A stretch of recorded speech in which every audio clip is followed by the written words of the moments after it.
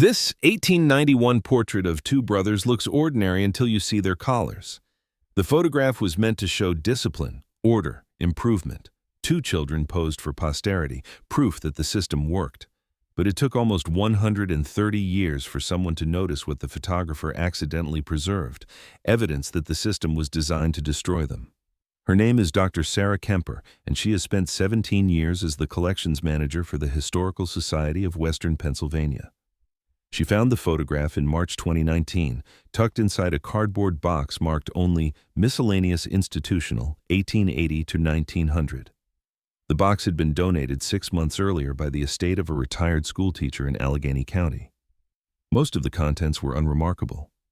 Class photos from rural one-room schools, graduation portraits, pictures of children standing beside schoolhouses with proud teachers. This one was different. Two boys sit rigid on a wooden bench in a photographer's studio. The backdrop is painted to suggest prosperity, columns, drapery, a hint of garden. Both boys wear matching dark uniforms, high-collared and severe. Their hands are folded identically in their laps. Their expressions are blank, almost deliberately empty. One boy might be 11, the other perhaps 9. They do not touch, they do not smile. The space between them on the bench is precise, as if measured. Sarah pulls the image closer under the archive lamp. She has examined thousands of 19th century portraits. She knows what children look like when they sat for formal pictures. Stiff, yes, nervous often. But these boys look trained, drilled. Their posture is identical down to the angle of their chins. And then she sees it. The collars. Both boys wear high, starched collars that button tight around their necks. In most photographs from this era, those collars would be plain, or perhaps embroidered with initials if the family could afford such a detail. But these collars are different. Sarah adjusts the magnification on her scanner. There, stamped into the fabric itself in small dark numerals, 247 on the older boy, 312 on the younger. Numbers, not initials, not decorative stitching, numbers pressed into cloth the way livestock get branded or prison uniforms get marked. Sarah sits back. She has worked with images of enslavement, of Civil War prisoners, of asylum patients. She knows what numbered clothing means. It means the person wearing it is not considered a person. It means someone is keeping track. She turns the photograph over. On the back, in faded pencil, G.H. School, Pittston, 1891. This is not just a pretty old photo. Something here is wrong. Sarah Kemper did not expect to become an investigator of institutional violence. She started her career cataloging furniture and pottery, chairs that wealthy families donated, china that proved someone's ancestors had taste. For her first 5 years at the Historical Society, she worked in decorative arts, safe objects, things that looked nice under glass. But gradually she migrated toward photographs, then toward photographs that no one else wanted to handle. The images that made board members uncomfortable. Daguerreotypes of named enslaved people posed beside their enslavers' children. Cartes de visite showing workers in dangerous factories. Portraits where the class divide is so stark it feels like evidence. She learned to see what other people missed. A shackle disguised as a bracelet. A brand scar visible through thin fabric. Expressions that look peaceful until you notice the hands gripping the chair, the tension in a jaw, the 1,000-yard stare that suggests violence just out of frame. This photograph of the two boys hits her differently than most. It is not trying to hide anything. Whoever took this picture, whoever stamped those numbers on those collars, thought this was normal, thought it was worth documenting, thought it might even look good. She lifts the photograph from its archival sleeve and carries it to the light table. With a magnifying loupe, she examines every inch. The boys' uniforms are wool, heavy, and dark. Their shoes are plain and identical, laced tight. Their hair is cropped close to the skull. No personal belongings are visible. No books, no toys, nothing that might suggest individuality. But there are other details.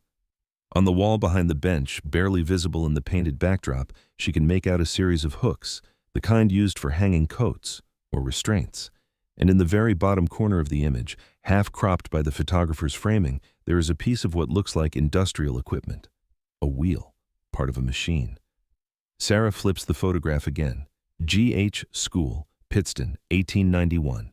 Pittston, Pennsylvania, a coal town in Luzerne County. And G.H. could mean anything. She opens her laptop and begins with the obvious search: reform schools in Pennsylvania in the 1890s. What she finds makes her stomach turn. The Glen Haven Industrial School for Boys opened in Pittston in 1878. The name alone should have told her everything. Industrial was the euphemism. It meant the children were there to work. Sarah pulls up a city directory from 1891. Glen Haven is listed under reformatories and training institutions. The superintendent is named as Mr. August Brenner. The address places the facility just outside Pittston proper, near the railroad lines and close enough to the anthracite mines that the smoke would have been constant. She finds a brief mention in an 1890 report from the Pennsylvania Board of Public Charities.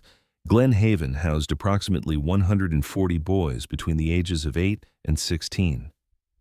The boys were sent there by county courts for offenses ranging from truancy to petty theft to vagrancy. Most came from immigrant families: Polish, Italian, Irish, families too poor to keep them, or families who could not navigate the legal system when their children were swept up by the state. The report describes Glen Haven's program in glowing terms. Boys were taught useful trades, including carpentry, shoemaking, and textile work. They attended school for 2 hours each day. They were reformed through discipline, labor, and moral instruction. The report does not mention that the boys worked 10 to 12 hours a day. It does not mention that the products they made were sold for profit. It does not mention that the institution pocketed the money and gave the children nothing.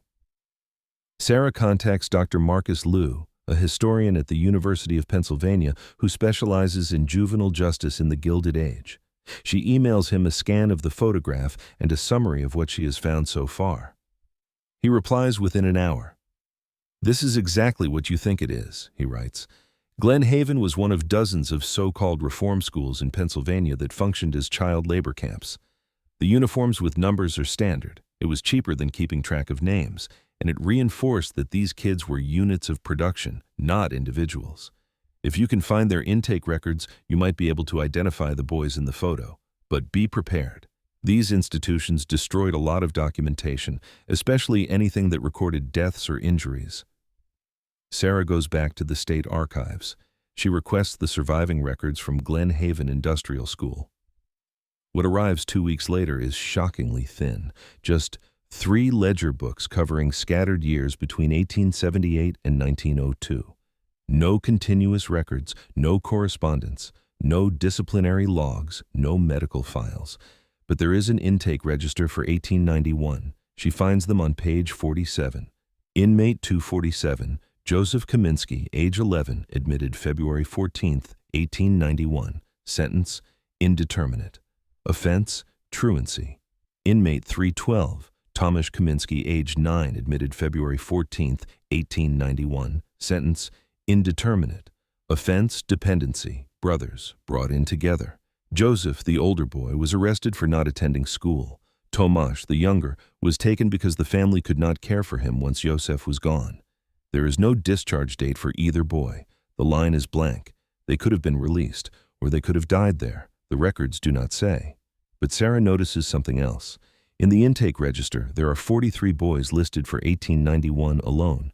Of those, 7 have the word deceased written in faint pencil beside their names. 7 dead children in 1 year, in one institution, and the only reason Sarah knows is because someone bothered to make a mark in a column. She searches for death certificates. Nothing. She searches for burial records. Nothing. She searches for any official investigation into child deaths at Glen Haven in the 1890s. Nothing. The official narrative is neat and tidy.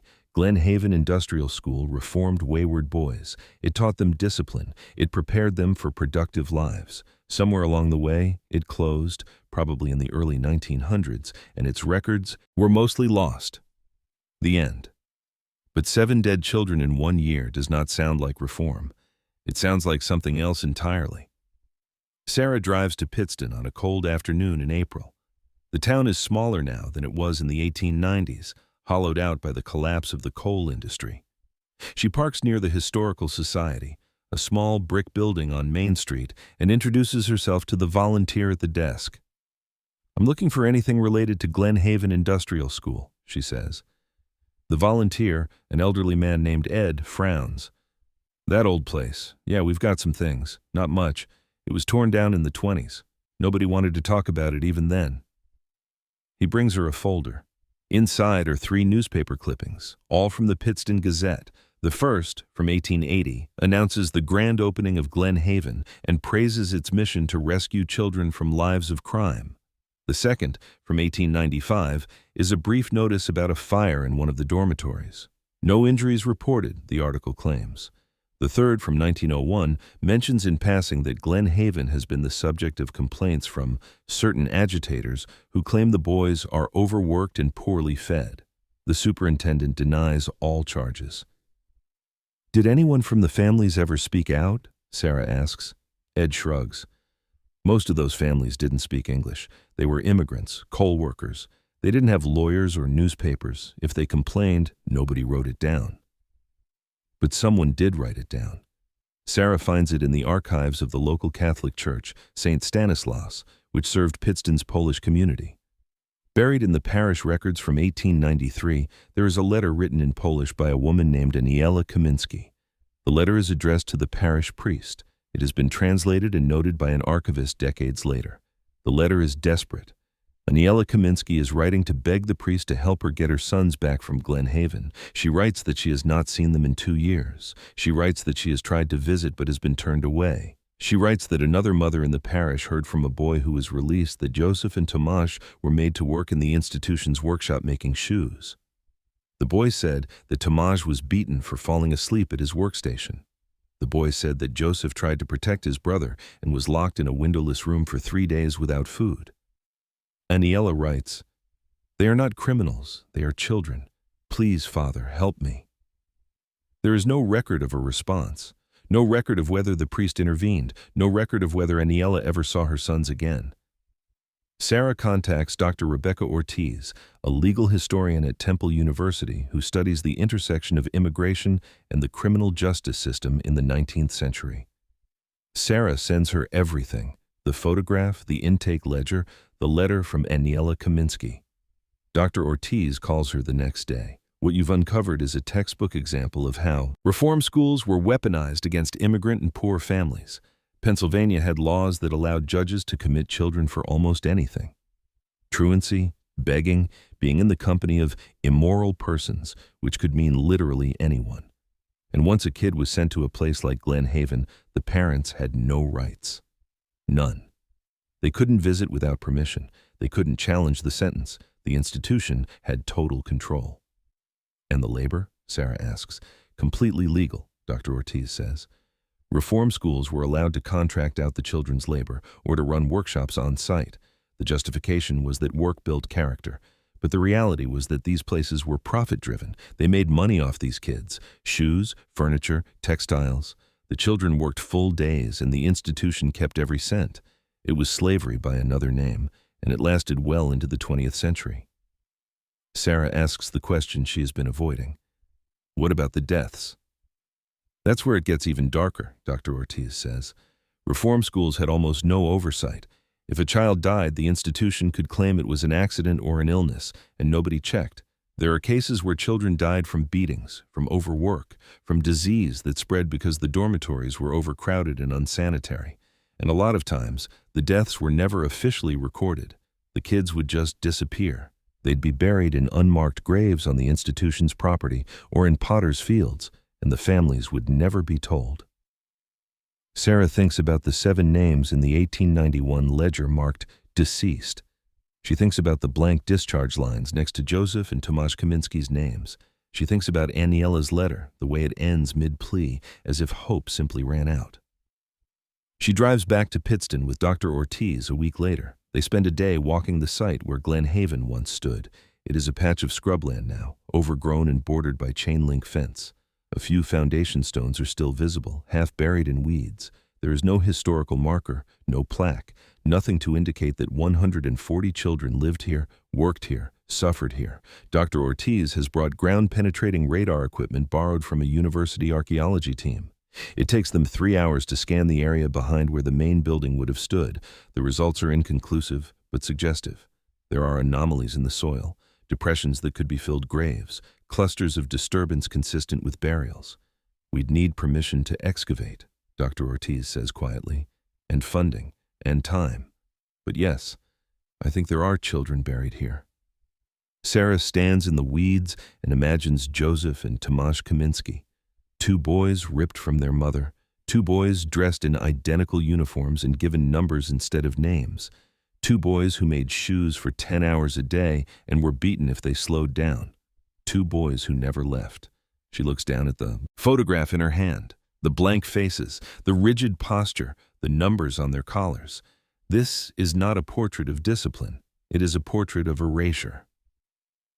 The confrontation happens on a Tuesday morning in June, in a conference room at the Historical Society of Western Pennsylvania. Sarah has requested a meeting with the board's executive committee. She has prepared a presentation, slides showing the photograph, the intake ledger, Aniela Kaminski's letter, the newspaper clippings, the ground-penetrating radar results. She has also invited Dr. Liu, Dr. Ortiz, and a third expert, Father Michael Kowalczyk, the current pastor of St. Stanislaus in Pittston, who has spent years compiling oral histories from the descendants of Polish immigrant families in Luzerne County. The board members arrive. 6 people, 3 men, 3 women, all white, all over 50, all longtime donors or community leaders. The executive director, a man named Bill Hargrove, sits at the head of the table. He looks uncomfortable before Sarah even begins. She starts with the photograph. She projects it on the screen, large enough that everyone can see the numbers on the collars. "This image was donated to us as part of a miscellaneous collection," she says. At first glance, it looks like a standard institutional portrait, 2 boys in a reform school. But the more we investigate, the clearer it becomes that Glen Haven Industrial School was not a reform institution. It was a forced labor camp for children. She walks them through the evidence, the intake ledger, the lack of discharge records, the 7 deaths in 1 year, the letters from parents, the reports of beatings, the oral histories that Father Kowalczyk has collected, which include stories passed down through families about children who were sent to Glen Haven and never came home. One of the board members, a woman named Patricia, interrupts. "This is all very troubling, but what exactly are you proposing we do? We can't change the past." Sarah nods. "No, but we can change how we present it. Right now we have no exhibit, no programming, no educational materials that address the reality of reform schools in Pennsylvania. We tell sanitized stories about immigration and industry, but we don't talk about how immigrant children were criminalized and exploited. I'm proposing that we build an exhibit around this photograph, that we tell the Kaminski brothers' story, that we make it clear that institutions like Glen Haven were part of a system of legal child abuse that was widespread, profitable, and deliberately hidden." Another board member, a man named Tom, shakes his head. "That sounds like a very political framing. Our mission is to preserve history, not to make moral judgments." Dr. Ortiz leans forward. "With respect, Mr. Tom, there is no neutral way to present this history. The photograph itself is evidence of a crime. These boys were imprisoned without due process, forced to work without pay, and denied contact with their family. That's not an interpretation. That's what the documents show. If we display this image without that context, we are complicit in the same erasure that the institution practiced." Bill Hargrove clears his throat. "I think we're all sympathetic to the idea that this is an important story. But I have to think about our donors. We have several major supporters whose families were involved in industry during this period. If we start labeling every old institution as abusive, we risk alienating people who make this organization possible." Father Kowalczyk speaks for the first time. He is a small man, thin and gray-haired, but his voice is firm. "The Kaminski family still exists. I have spoken to them. Joseph and Tomasz had a younger sister who survived. Her great-granddaughter lives in Scranton. She is in her 40s now. She grew up hearing whispered stories about 2 uncles who were taken away and never came back. She thought it was a family myth. When I told her we had found a photograph and records, she wept." The room is silent. Father Kowalczyk continues. "She wants to know what happened to her uncles. She wants their story told. She wants people to understand that her family was not broken because they were weak or bad. They were broken because the state took their children and worked them to death. That is not political. That is truth." Patricia looks down at her hands. "If we do this exhibit, what exactly would it include?" Sarah is ready. The photograph blown up in Central, the intake ledger displayed beside it, Aniela Kaminsky's letter translated into English, maps showing the location of Glen Haven and other similar institutions across Pennsylvania. Oral histories from descendants, educational panels explaining the legal framework that allowed this to happen, and a list. Every name we can recover from the surviving records, every child who died at Glen Haven, we name them. Tom folds his arms. And if we say no? Sarah meets his eyes. Then I'll take this story to a journalist. I'll make sure it gets published. And when people ask why the Historical Society sat on evidence of systemic child abuse, I'll have to tell them that the board decided it was too controversial. Bill Hargrove rubs his temples. Let's take a vote. The vote is 4-2 in favor of moving forward. Patricia and one of the other women vote yes immediately.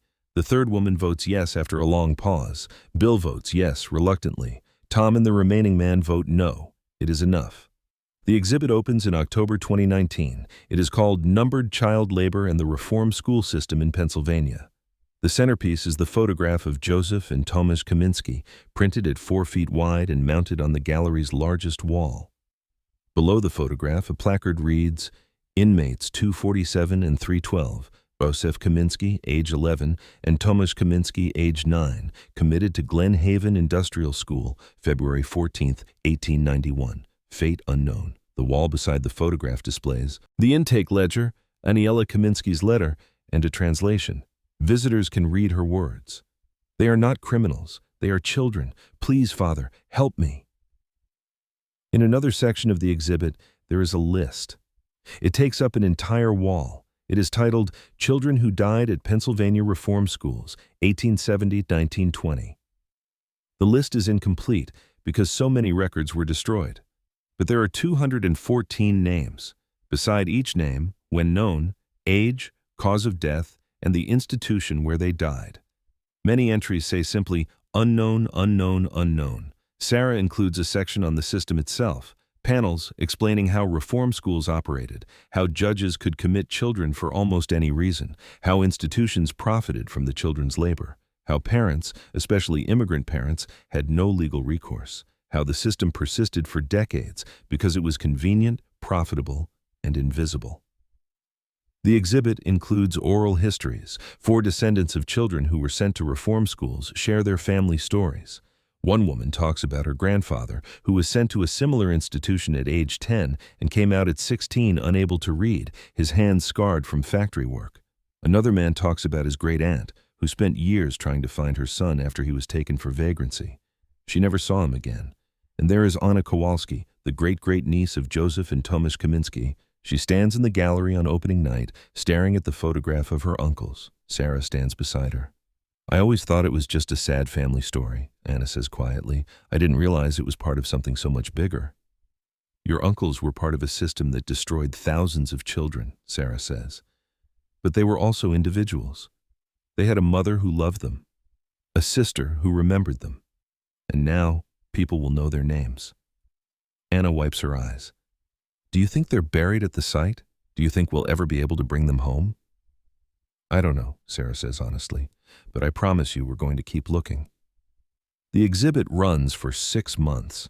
It draws more visitors than any other exhibit the Historical Society has hosted in a decade. Local news covers it. A journalist from the Philadelphia Inquirer writes a long feature. The Pennsylvania state legislature passes a resolution acknowledging the abuses that occurred in the reform school system and apologizing to the families affected. The pushback is real but muted. A handful of donors withdraw their support. One board member resigns, but dozens of new members join. Schools bring field trips. Families donate their own photographs and letters, adding to the archive of evidence. Sarah receives an email from a woman in Ohio. Her grandmother was sent to a reform school in Pittsburgh in 1902 at age 12 for stealing bread. She survived, barely, and never spoke about it. But before she died, she told her granddaughter one thing. They gave us numbers and told us to forget our names. The photograph of Joseph and Tomasz Kaminsky is no longer just an image. It is a memorial. Old photographs are not neutral. They never were. Every portrait is a choice, Someone decided who would be in the frame and who would be left out. Someone decided what the subjects would wear, how they would pose, what story the image would tell. When the Kaminsky brothers sat for their portrait in 1891, someone decided that the numbers on their collars should be visible. Maybe it was carelessness. Maybe it was pride. Maybe the photographer thought the numbers looked orderly, official, proof that the system worked. But what that photographer accidentally preserved was evidence. Evidence that the system did not work. Evidence that 2 children were stripped of their names, their freedom, their childhoods. Evidence that the state could do this legally, profitably, and with impunity. There are hundreds of photographs like this one, scattered across archives and attics in historical societies. Portraits of children in institutions, portraits of workers in factories, portraits of families separated by systems designed to exploit and control. Most of those photographs are still read the way they were intended to be read, as quaint historical artifacts, as evidence of progress, as proof that people in the past cared about discipline, morality, improvement. But if you look closely, if you ask the right questions, if you refuse to accept the sanitized story, you will see what the image was really meant to hide. You will see the numbers on the collars, the scars on the hands, the blank expressions that come from learning not to hope. You will see the people who were never supposed to be visible, who were treated as units of production, who were erased by design. And once you see it, you cannot unsee it. Sarah Kemper keeps the original photograph of Joseph and Tomasz Kaminsky in her office now. She has made copies for the exhibit, for researchers, for Anna Kowalski. But the original stays with her. She looks at it often. She has handled thousands of images in her career. She will handle thousands more. But she will never again look at an old photograph and assume she knows what it means, because every image is a question. And every question, if you follow it far enough, leads back to the same place. Who had power when this photograph was taken? Who was made visible and who was erased? And what truth is hidden in plain sight, waiting for someone to finally see it?